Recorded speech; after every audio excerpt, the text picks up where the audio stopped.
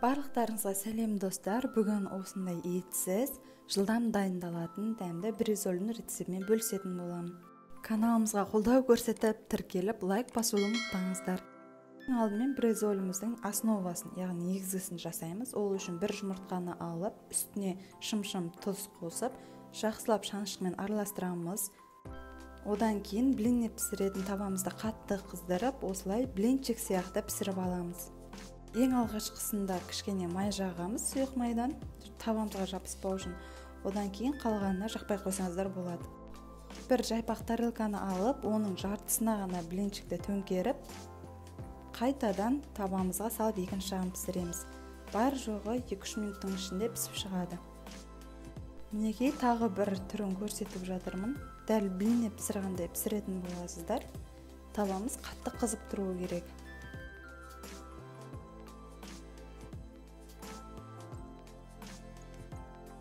Мінекей біздің бризоліміздің негізгісі дайын болды. Гарнирін өз қалауыңызға сай өзгерте аласыз. Мен күрішті қосқанды жөн көрдім. Шашыраңқы күріш болып пісу үшін осылай табаға қыздырамыз, май құйып, одан кейін күрішті салып, дәміне қарай тұзын салып, осылай қуырып аламыз 1-2 минут. Жақсылап қуырылғанын байқағаннан кейін үстіне бетін жауып тұратындай мөлшерде су құямыз. Мен 1,5 кесе күріш қуырдым, оның үстіне 2,5 кеседей суық су құйып, астан өте баяу отқа қойып, 15-20 минут аралығында пісіріп алдым.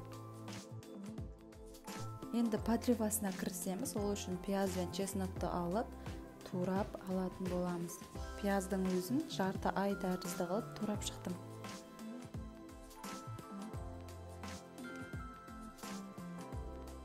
Келесі чеснокты барынша ұсақ қылып турайтын боламыз.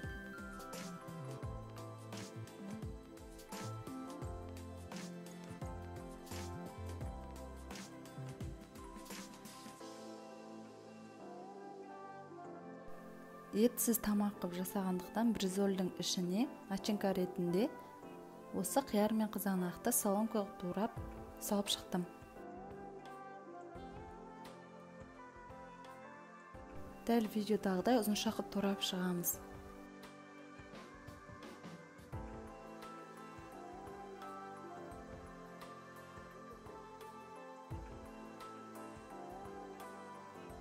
Келесі қызанақты алып, оны да ұзынша қылып турап шығамыз. Жалпы бризольдің ішіне колбасаны қуырып орасаңыздар да болады, немесе фаршты қуырып орасаңыздар да болады. Ол өз талғамдарыңызға сай ішіндегі начинкасын өзгерте бересіздер. Мінекей енді бризольді орауға кірісеміз. Ең бірінші қызанақты салып шықтым. 2 қасық немесе 3 қасық қылып салып шығамыз. Одан кейін қиярды салдым. Екеуін салып болғаннан кейін дәмін келтіру үшін кетчуп пен майонезді ішіне қосып шықтым. Одан кейін ұзынша қылып орап, осылай дайындап қоямыз. Үйдегі адам санына байланысты қажетті заттарды да еселеп көбейте бересіздер.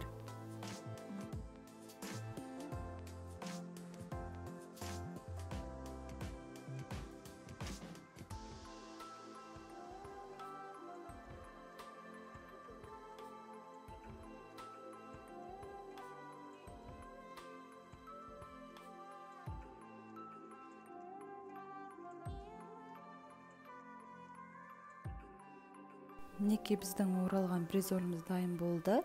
Сол аралықта 20 минуттың ішінде біздің дайындалған гарнирімізде толықтай пісіп шықты. Күріш байқап тұрғандарыңыздай шашыраңқы болды. Подливаға свежий дәм берсін деп, осы петрушканы алып турап қосып жібереміз. Бұның қатқан түрін пайдалансаңыздар да болады. Подлива өз қалаларыңызға сай түрін өзгертіп жасай бересіздер. Алдын ала қызған табамызға сұйық майды құйып жақсылап қыздырып, пияз бен чеснокты қуырып алатын боламыз. Енді үстіне томат, тұзымызды сеуіп, жақсылап араластырып, турап қойған петрушканы қосамыз. Одан кейін суық судан құятын боламыз. Подливамыз ең қарапайым түрі болып шықты. дайын болуу үчүн бар жогу 15-20 мүнөт кайнаса жеткиликтүү болот. Минекей достар, биз осылайша гарнирди кесемен салып усунуп, жанына оралган бризолибизди салып, битин өз каалооңузча сәндеп, кетчуп же майонез аркылуу да болот. Және де дайын болгон подливаны куюп усуна беребиз. Үй жагдайында жасап көрүңүздөр, сиздерге унайды деген үмүттөмүн. Сиздер менен болгон Альмира. Каналыбызга тиркелип, лайк басып, колдоо көрсөтүүнү унутпаңыздар. Жаңа рецептти жиберип алмас үчүн коңуроошо белгисин басып коюңуз.